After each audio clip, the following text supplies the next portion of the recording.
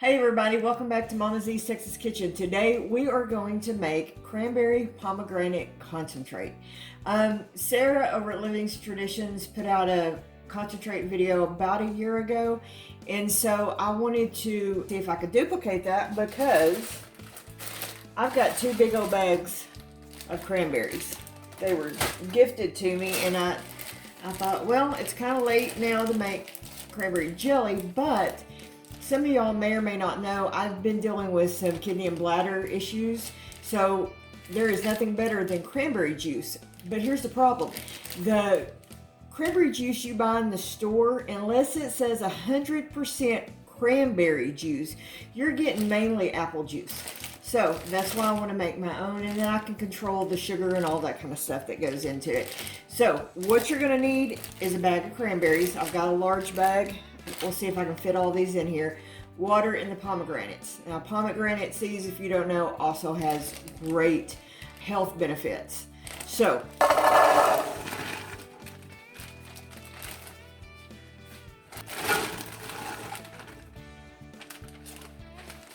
also have 2 containers of pomegranate seeds. So we're going to throw those in there as well. Alright, and then all you're going to do is cover it with water.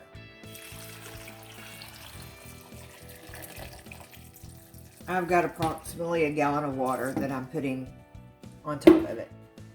And then you're going to turn it on high and bring it to a boil, and then I'm going to turn it down to about medium low, and we're going to simmer it for 2 hours. So while we get that going, I'll bring you guys back when it's time to go to the next. Okay, so our cranberries are done.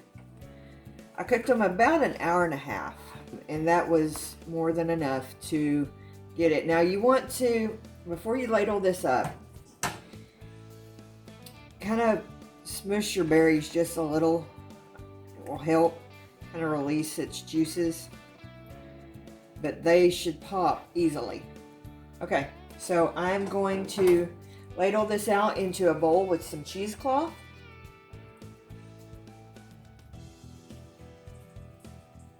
And this process will take a little while,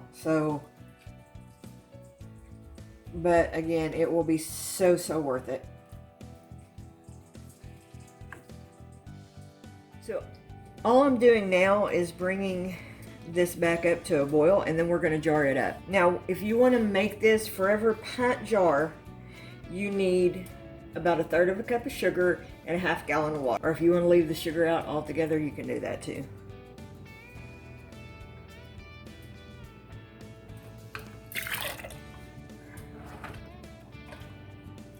And I'm just going to jar it up. I am going to water bath can these.